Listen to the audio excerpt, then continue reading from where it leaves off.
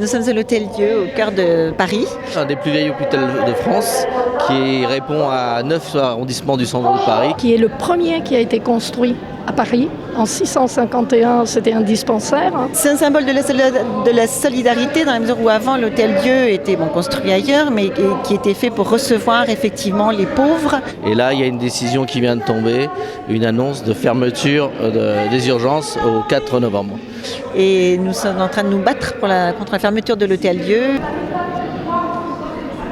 C'est votre hôpital, c'est notre hôpital, c'est pas l'hôpital de la direction générale et ni du ministère, c'est l'hôpital des citoyens publics. Déjà, les besoins en santé de la population ne sont pas satisfaits.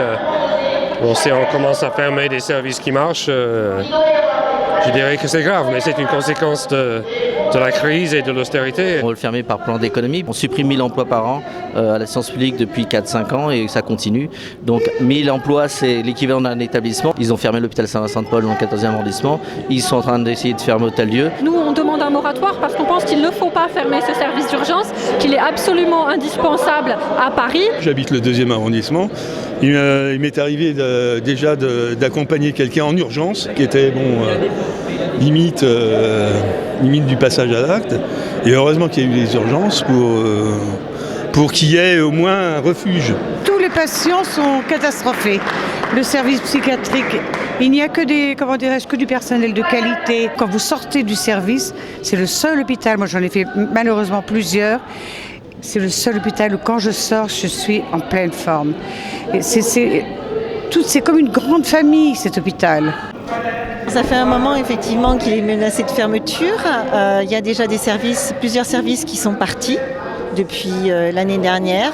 On est en train de le démanteler. Pour pouvoir ensuite vendre. C'est vrai que c'est un hôpital qui est assez ancien. On nous dit qu'il est vétuste et c'est pour ça qu'on veut le fermer.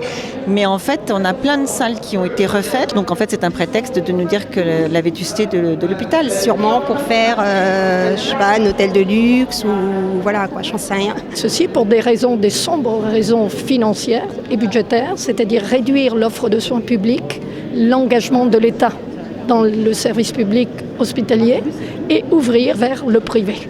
Pour les gens qui sont riches, pouvoir aller se faire soigner dans le privé. Pour les gens qui sont pauvres, ils vont faire des salles d'attente de 24 heures et attendre. Vous avez des pays où la crise est encore plus grave, comme le Portugal, la Grèce. Ce que ça donne, c'est la fermeture de peut-être 30% des hôpitaux publics. Et vous avez l'extrême droite qui crée ses propres dispensaires où il n'y a que les Grecs qui sont soignés. Si on continue dans les réductions de dépenses sur l'autel de l'austérité, il est clair qu'on va aller dans des drames humains. D'ailleurs, il y en a déjà. On dit c'est le cœur de Paris, mais c'est le seul hôpital qui a autant de cœur. Vraiment, je vous jure, c'est vrai. Et ça fait 13 ans que je viens ici. J'espère que ça ne se fera pas.